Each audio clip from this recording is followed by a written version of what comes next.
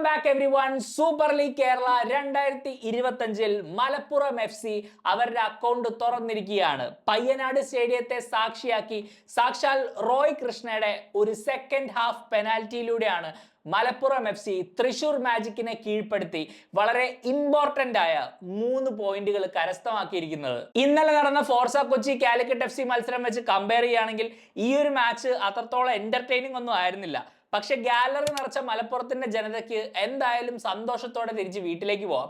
കാരണം ഈ 3 പോയിന്റ് അവരുടെ സീസണിനെ തന്നെ കിക്ക് സ്റ്റാർട്ട് ചെയ്യുന്ന വളരെ ക്രൂഷ്യൽ ആയിട്ടുള്ള ഒരു 3 പോയിന്റ് ആണെന്ന് അവരെല്ലാവരും ഉറച്ചു വിശ്വസിക്കും. ബട്ട് ഇന്നലെ കാലിക്കറ്റ് FCയുടെ കാര്യം പറഞ്ഞ പോലെ തന്നെയാണ് ഇന്ന് മലപ്പുറത്തിന്റെ കാര്യവും. ഒരു ടീമിന്റെ പൊട്ടൻഷ്യൽ നമ്മൾ അളക്കുമ്പോൾ അവരിൽ നിന്നൊരു പെർഫോമൻസ് എക്സ്പെക്ടേഷൻ നമുക്ക് ഉണ്ടാവും. ആ ഒരു പ്രതീക്ഷക്കത്ത് മലപ്പുറം ഉയർന്നോ എന്ന് ചോദിച്ചാൽ ഇല്ലെന്ന് തന്നെ പറയാൻ പറ്റുള്ളൂ. ഒരുപക്ഷെ ഒരു മാജിക്കും കണ്ടെത്താനാവാഞ്ഞ തൃശൂർ മാജിക്കിനെതിരെ കളിച്ചുകൊണ്ടായിരിക്കാം മലപ്പുറം ഈ മത്സരത്തിൽ 3 പോയിന്റ് കരസ്ഥമാക്കിയത് തന്നെ. എന്തായാലും ഒട്ടും സമയം വേസ്റ്റ് ചെയ്യാണ്ട് ഈ ഒരു മാച്ചിൽ നിന്ന് നമ്മൾ മനസ്സിലാക്കിയ 3 കാര്യങ്ങളിലേക്ക് നമുക്ക് കിടക്കാം. മൂന്നാമത്തെ പോയിന്റ്, കഴിഞ്ഞ സീസണിലെ ക്ഷീണം മാറ്റാൻ വേണ്ടി തൃശൂർ മാജിക് ഈ സമ്മറിൽ നടത്തിയ സൈനിങ്സ് വളരെ പ്രോമിസിംഗ് ആയിരുന്നു. ആക്ച്വലി അവരുടെ സൈനിങ്സ് കണ്ടപ്പോൾ ഞാൻ വിചാരിച്ചു എന്തായാലും ഈ ഒരു ടീമിന് ഈ പ്രാവശ്യം ഏറ്റവും പുറകിൽ ഫിനിഷ് ചെയ്യാൻ ഒരു ഉദ്ദേശമില്ലെന്ന്. ഇന്ത്യൻ ഫുട്ബോളിൽ നല്ല എക്സ്പീരിയൻസ് ഉള്ള പ്രൂവൺ വിന്നേഴ്സ് ആയ കുറെ അധികം പ്ലെയേഴ്സിനെ അവർ ടീമിലേക്ക് കൊണ്ടുവന്നു. മാർക്കസ് ജോസഫ്, ലെനി റോഡ്രിഗസ്, ലക്ഷ്മികാന്ത് കട്ടിമണി ഇവരെല്ലാവരും തൃശ്ശൂരിന്റെ മോടി കൂട്ടി. ഇതിനൊക്കെ പുറമെ ആൻഡ്രേ ചെർണിഷോവ് എന്ന മാനേജറും കൂടെ വന്നപ്പോൾ തീർച്ചയായിട്ടും പ്രതീക്ഷകൾ ഒരുപാട് ഉയർന്നിരുന്നു. ആൻഡ് ഇവിടെ എനിക്ക് ആദ്യം എടുത്ത് പറയാനുള്ളത് ലെനിയുടെ മിഡ്ഫീൽഡിലെ പെർഫോമൻസ് തന്നെയാണ്. ശരിക്കും ഈ പ്ലെയർ എന്തുകൊണ്ട് ഇന്ത്യയിൽ ഇത്ര ടോപ്പ് ലെവലിൽ ഇത്ര വർഷം കൺസിസ്റ്റന്റ് ആയിട്ട് കളിച്ചുവെന്ന് ആ ഒരു പെർഫോമൻസിലൂടെ നമുക്ക് മനസ്സിലായി. മിഡിൽ ഒരു ഡീപ്പ് റോളിൽ കളിച്ച Leni literally pitch full cover ചെയ്തു, അറ്റാക്കിൽ കോൺട്രിബ്യൂട്ട് ചെയ്തു, ഡിഫൻസിൽ ബാക്ക് ട്രാക്ക് ചെയ്തു, എല്ലായിടത്തും പുള്ളിയുടെ പ്രസൻസ് ഉണ്ടായിരുന്നു. പക്ഷേ തൃശൂർ മാജിക് ഫേസ് ചെയ്യുന്ന ഒരു മെയിൻ പ്രശ്നം എന്താണെന്ന് വെച്ചാൽ ലെനിയുടെ ചുറ്റും കളിക്കാനുള്ള പ്ലെയേഴ്സിൽ അത്രത്തോളം ക്വാളിറ്റി ഇല്ലെന്നുള്ളതാണ്. ഒരു മിഡ്ഫീൽഡിന്റെ സെന്ററിൽ ലെനി കളിക്കുമ്പോൾ പുള്ളിക്ക് കൂടെ കളിക്കാനുള്ള ഓപ്ഷൻസ് ഒരുപക്ഷെ ആ ഒരു ലെവലിലേക്ക് എത്തിയിട്ടില്ല. അതുകൊണ്ട് തന്നെ ലെനി 2 ആൾക്കാരുടെ ജോലി വരെ ആ മിഡ്ഫീൽഡിൽ എടുക്കുന്ന പോലെ എനിക്ക് തോന്നി. മൈൽസൺ ആൽവേസും തേജസും ആയിക്കോട്ടെ, ഈ 2 സെന്റർ ബാക്കുകളും ബോൾ ബാക്കിൽ നിന്ന് പ്ലേ ഔട്ട് ചെയ്യുന്നേ ഉണ്ടായിരുന്നില്ല. അതുകൊണ്ട് തന്നെ ലെനി ഭയങ്കര ഡീപ്പായിട്ട് വന്ന് കളി ഇൻഫ്ലുവൻസ് ചെയ്യാൻ ശ്രമിക്കുന്നുണ്ടായിരുന്നു. എപ്പോഴും പ്ലേ ബിൽഡ് ചെയ്യാൻ വേണ്ടിയുള്ള പ്രഷർ ഉണ്ടായിരുന്നു. ഇനി ബോൾ മുന്നോട്ട് കളിക്കാന്ന് വിചാരിച്ചാലോ മുമ്പിൽ ആകെയുള്ള ഒരു ക്വാളിറ്റി ഓപ്ഷൻ മാർക്കസ് ജോസഫ് ആണ്. പക്ഷേ ലെനി ഇത്രയും ഡീപ്പായിട്ട് വരുന്നത് കൊണ്ട് തന്നെ ഈ പ്ലെയറിലേക്ക് ബോൾ എത്തിക്കാൻ 2-3 കണക്റ്റിംഗ് പാസുകൾ വേണം. ഈ പാസുകൾ റിസീവ് ചെയ്യാനോ നല്ല 1-2 നൽകാനോ വേറൊരു പ്ലെയറും ആ ഒരു പ്രതീക്ഷക്കത്ത് ഉയരുന്നുമില്ല. എന്നിട്ടും എനിക്ക് തോന്നുന്നു 20ാമത്തെ മിനിറ്റിൽ മാർക്കസ് ജോസഫിന്റെ ഒരു അറ്റംപ്റ്റ് ഉണ്ടായിരുന്നു, ലെഫ്റ്റ് ഫുട്ടിന് അടിച്ച് മോളിൽ കൂടെ കളഞ്ഞ ആ ഒരു പാസ് ആക്ച്വലി ലെനി നൽകിയതാണ്. ഒരു ലോങ് പാസിൽ നിന്നാണ് ആ ഒരു അവസരം ഉണ്ടാവുന്നത്. അതുപോലെ തന്നെ റൈറ്റ് വിങ്ങിൽ കളിച്ച ഫൈസലിനും ലെനി ഒരു ലോങ് ബോൾ ഡീപ്പായിട്ട് തൃശൂർ മാജിക്കിന്റെ ഹാഫിൽ നിന്ന് തന്നെ ഒരു ലോങ് ബോൾ കൊടുത്തിരുന്നു. തീർച്ചയായിട്ടും ലെനിക്ക് ഈ ലീഗ് ഡോമിനേറ്റ് ചെയ്യാനുള്ള ഒരു ക്വാളിറ്റി ഉണ്ട്. പക്ഷെ ചുറ്റുമുള്ള പ്ലേയേഴ്സ് ഇംപ്രൂവ് ആവാത്തിടത്തോളം കാലം അദ്ദേഹത്തിന് ഒന്നും ഒറ്റയ്ക്ക് ചെയ്യാനാവില്ല. മാജിക്കിനെ സംബന്ധിച്ചിടത്തോളം അവർ ഫേസ് ചെയ്ത വേറൊരു മെയിൻ പ്രശ്നം ഒപ്പോണൻസ് അവരുടെ സെന്റർ ബാക്സിന്റെ നേരെ, അതായത് മൈൽസിന്റെയും തേജസിന്റെയും നേരെ റണ്ണുകൾ മേക്ക് ചെയ്യുമ്പോൾ അതിനെ ഹാൻഡിൽ ചെയ്യാൻ അവർ ഒരുപാട് കഷ്ടപ്പെടുന്നുണ്ടായിരുന്നു. നമുക്കറിയാം മൈൽസണും തേജസും വളരെ ക്വിക്ക് ആയിട്ടുള്ള ഡിഫൻഡേഴ്സ് അല്ല. പല സിറ്റുവേഷനുകളിലും അവർ റിയാക്ട് ചെയ്യാൻ ഒരു ഇത്തിരി സ്ലോ ആണ്. അതുകൊണ്ട് തന്നെ ലെനിക്ക് ഈ മിഡ്ഫീൽഡിൽ സപ്പോർട്ട് കിട്ടിയില്ലെങ്കിൽ ട്രാൻസിഷനിൽ മാജിക്കിന് നല്ല പണി കിട്ടും. വളരെ സത്യസന്ധമായിട്ട് പറയുകയാണെങ്കിൽ ലെനിയുടെ പ്രൊഫൈലിനെ കോംപ്ലിമെന്റ് ചെയ്യുന്ന, ലെനിയെ പോലൊരു മിഡ്ഫീൽഡറിന്റെ കൂടെ കളിച്ച് മിഡ്ഫീൽഡിൽ ഒരു സ്റ്റെബിലിറ്റി കൊണ്ടുവരാൻ പറ്റിയ ഒരു പ്ലെയർ തൃശ്ശൂർ മാജിക്കിൽ ഉണ്ടോ എന്ന് എനിക്കൊരു സംശയമാണ്. ചിലപ്പോൾ എൻ്റെ അറിവില്ലായ്മ കൊണ്ടായിരിക്കാം, ഞാൻ അറിയാത്ത വേറെ ഏതെങ്കിലും പ്ലെയേഴ്സ് ഉണ്ടാവാം.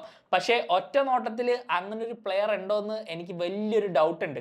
ഈവൻ ഈ മത്സരത്തിൽ ഒരു സബ്ബായിട്ട് വന്ന സെന്തമിഴ് പോലും വളരെ റാഷ് ആയിട്ടാണ് കളിച്ചത്. ആൻഡ് ആ ഒരു തിടുക്കം കൊണ്ട് തന്നെയാണ് ഒരുപക്ഷെ ആ ഒരു പെനാൽറ്റി കൺസീഡ് ചെയ്തത്. എന്തായാലും ഇന്ത്യയുടെ പല ഭാഗത്ത് പല ക്ലബ്ബുകൾക്കായിട്ട് അവരുടെ മിഡ്ഫീൽഡ് എഞ്ചിനിൽ പ്രവർത്തിച്ച ലെനിക്ക് തൃശ്ശൂരിൽ കിട്ടിയിരിക്കുന്നത് ഒരു 8ന്റെ പണി തന്നെയാണ്. അതിൽ ഈ പ്ലെയർ എങ്ങനെ സർവൈവ് ചെയ്യുമെന്ന് നമുക്ക് കണ്ടറിയാം. തൃശ്ശൂർ മാജിക്കിനെ പോലെ തന്നെ മലപ്പുറം FCക്കും മിഡ്ഫീൽഡിൽ ഒരു പ്രശ്നമുണ്ട്. പക്ഷേ ഇതിത്തിരി ഒരു ലക്ഷറി പ്രശ്നമാണ്. ആൻഡ് ഈ പ്രശ്നം സോൾവ് ചെയ്താലേ അവർക്ക് ഈ സീസൺ ടൈറ്റിൽ അടിക്കാൻ പറ്റുകയുള്ളൂ. ഈ സീസണിന്റെ തുടക്കത്തിൽ ട്രാൻസ്ഫർ മാർക്കറ്റിനെ വളരെ അഗ്രസീവായിട്ട് അറ്റാക്ക് ചെയ്ത ടീം മലപ്പുറം FC ആണെന്നുള്ളതിൽ ഒരു സംശയവും ഇല്ല. റോയ് കൃഷ്ണ, അതുപോലെ തന്നെ ഈ ലീഗിൽ പ്രൂവൺ ആയിട്ടുള്ള സ്റ്റാർ വാല്യൂ ഉള്ള കെനഡി, ഗനി നിഗം, അബ്ദുൾ ഹക്കു എന്നീ താരങ്ങളെല്ലാം മലപ്പുറം സൈൻ ചെയ്തു. ഇംഗ്ലീഷിൽ ഒരു ചൊല്ലുണ്ട്, too many cooks spoil the broth. അതായത് ഒരു സാമ്പാർ ഇളക്കാൻ ഒരുപാട് ആൾക്കാരുണ്ടെങ്കിൽ അത് ചിലപ്പോൾ പ്രശ്നമാവും. ആൻഡ് മലപ്പുറം എഫ് സിയുടെ കോച്ച് എത്രയും പെട്ടെന്ന് അവരുടെ ബെസ്റ്റ് മിഡ്ഫീൽഡ് കോമ്പിനേഷൻ എന്താണെന്ന് കണ്ടുപിടിക്കണം. കാരണം ഈ മിഡ്ഫീൽഡ് ആണ് റോയ് കൃഷ്ണയെ പോലൊരു പ്ലെയറിനൊക്കെ ബോൾ സപ്ലൈ ചെയ്യാൻ പോകുന്നത്. ഈ ഒരു മത്സരത്തെക്കുറിച്ച് മാത്രം സ്പെസിഫിക് ആയിട്ട് സംസാരിക്കുകയാണെങ്കിൽ തീർച്ചയായിട്ടും ഫക്കുണ്ടോ ബലാർഡോ ആയിരുന്നു ആ മിഡ്ഫീൽഡിൽ ഏറ്റവും എനർജറ്റിക്കും ക്രിയേറ്റീവുമായിട്ട് കളിച്ച പ്ലെയർ. മിഡ്ഫീൽഡിൽ കളിച്ച മറ്റ് രണ്ട് പ്ലേയേഴ്സായ ബാദുർ ബുൾഹറൂദും ഗനി നിഗവും പ്രതീക്ഷയ്ക്കൊത്ത് ഉയരാതിരുന്നത് തീർച്ചയായിട്ടും ഒരു നിരാശ തന്നെയാണ്. ഗനീനെ നമുക്കറിയാം, കഴിഞ്ഞ കൊല്ലം ഈ ലീഗ് ഡോമിനേറ്റ് ചെയ്ത ഒരു ഇന്ത്യൻ മിഡ്ഫീൽഡർ ആണ്. അതുകൊണ്ട് തന്നെ ഒരു മത്സരം കൊണ്ട് ആ കഴിവൊന്നും എവിടെയും പോകാൻ പോകുന്നില്ല. ഈ ഒരു പുതിയ സറൗണ്ടിങ്ങിൽ പുതിയ പ്ലേയേഴ്സിന്റെ കൂടെ ജെല്ലാവാൻ കുറച്ച് സമയം വേണ്ടി വരും. ആൻഡ് ഐ സ്റ്റിൽ തിങ്ക് ആ ഒരു ക്വാളിറ്റി ഗനി ഇവൻച്വലി പുറത്തെടുക്കുമെന്ന്.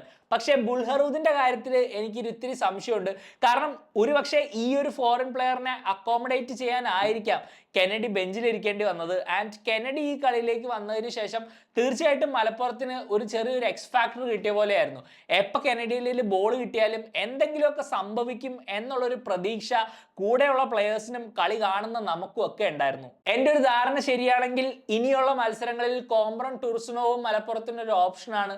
അതുകൊണ്ട് തന്നെ കോച്ചിന് ഏതൊക്കെ ഫോറിൻ പ്ലെയേഴ്സിനെ ലൈനപ്പിൽ ഇൻക്ലൂഡ് ചെയ്യണമെന്നുള്ളത് ഒരു തലവേദനയായി മാറിയേക്കാം. തൃശ്ശൂർ മാജിക്കിന്റെ കാര്യം പറഞ്ഞ പോലെ ഇതൊരു നെഗറ്റീവ് പ്രോബ്ലം ഒന്നും അല്ല. ബിക്കോസ് ഒരു കോച്ചിനെ സംബന്ധിച്ചിടത്തോളം മാക്സിമം ഓപ്ഷൻസ് ഉണ്ടാവുക എന്നുള്ളത് ഒരു പോസിറ്റീവ് തന്നെയാണ്. പക്ഷേ ഇങ്ങനെ ഒരു സ്റ്റാർ സ്റ്റഡഡ് ടീം ഉള്ളപ്പോൾ മെയിൻ പ്രശ്നം എന്താണെന്ന് വെച്ചാൽ ഈ പ്ലെയേഴ്സിനെ എല്ലാവരെയും ഹാപ്പി ആയിട്ടും അവർക്ക് റെഗുലർ ഗെയിം ടൈം കൊടുത്ത് ടീമിൽ ഒരു ഹാർമണി ബിൽഡ് ചെയ്യുക എന്നുള്ളത് ഒരു ചാലഞ്ചാണ്. എൻ്റെ അഭിപ്രായത്തിൽ മലപ്പുറം എഫ് സിക്ക് ഇവിടെ 1-2 കോമ്പിനേഷൻസ് വേണമെങ്കിൽ ട്രൈ ചെയ്യാം.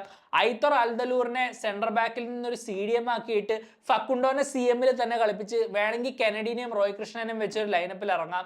ഇങ്ങനെ കളിക്കുകയാണെങ്കിൽ ഒബിയസ്ലി സഞ്ജു ഗണേഷിനെ പോലെ ഒരു പ്ലെയറിനെ സെന്റർ ബാക്കിൽ ഇറക്കാം. കേരളത്തിന് വേണ്ടി സന്തോഷ് ട്രോഫിയെ കളിച്ചിട്ടുള്ള പ്ലെയർ ആണ്.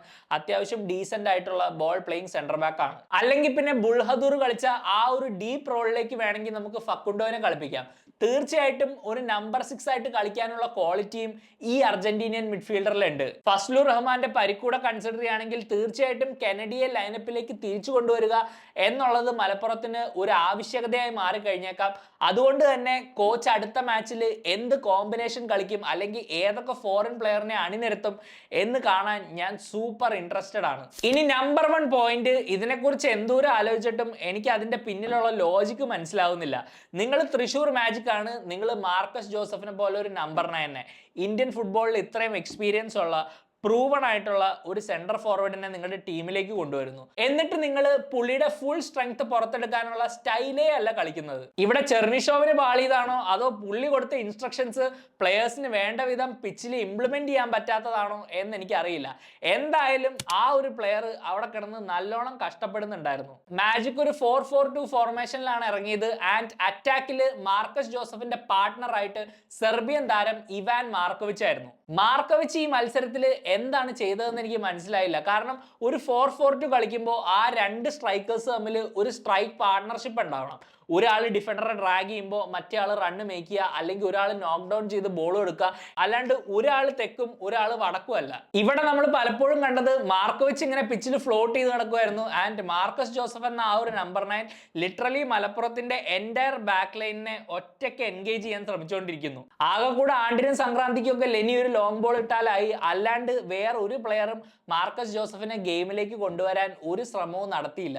അവസാനം ബോൾ കിട്ടാണ്ട് പുള്ളി വലിഞ്ഞ് മിഡ്ഫീൽഡിൽ വന്ന് ബോൾ കളക്ട് ചെയ്യേണ്ട അവസ്ഥ വരെ ഉണ്ടായി. മലപ്പുറം എഫ് സിയുടെ ജിതിലിൽ നിന്നും ബോൾ വിൻ ചെയ്ത് മാർക്കസ് അൺലീഷ് ചെയ്ത ലെഫ്റ്റ് ഫുട്ടഡ് ഷോട്ട് ആണെങ്കിലും പിന്നീട് ഫൈസലിന് നൽകിയ ത്രൂ പാസ് ആണെങ്കിലും തീർച്ചയായിട്ടും ഒരു പ്ലെയർ ആയിട്ട് കണക്ഷൻ ബിൽഡ് ചെയ്യാനും അതിൽ നിന്നും ഡിഫൻസുകളെ അൺലോക്ക് ചെയ്യാനും കഴിവുള്ള ഒരു പ്ലെയർ ആണ് മാർക്കസ് എന്ന് തീർച്ചയായിട്ടും നമുക്ക് എല്ലാവർക്കും മനസ്സിലായി. തൃശ്ശൂർ മാജിക്കിൽ ആര് മാജിക് കൊണ്ടുവരും എന്നുള്ളതിനുള്ള ഉത്തരവാണ് ഈ മാർക്കസ് ജോസഫ്.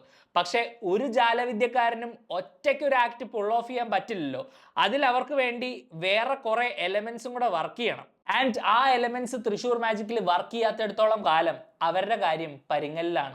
ആൻഡ് ഇതാണ് ഗൈസ് ഈ ഒരു മത്സരത്തിൽ നിന്നും ഞാൻ നോട്ടീസ് ചെയ്ത 3 ഇമ്പോർട്ടന്റ് കാര്യങ്ങൾ. ഈ മാച്ചിനെ കുറിച്ചും സൂപ്പർ ലീഗ് കേരളയെ കുറിച്ചുമുള്ള നിങ്ങളുടെ അഭിപ്രായങ്ങൾ തീർച്ചയായിട്ടും കമന്റ് ബോക്സിൽ മെൻഷൻ ചെയ്യുക.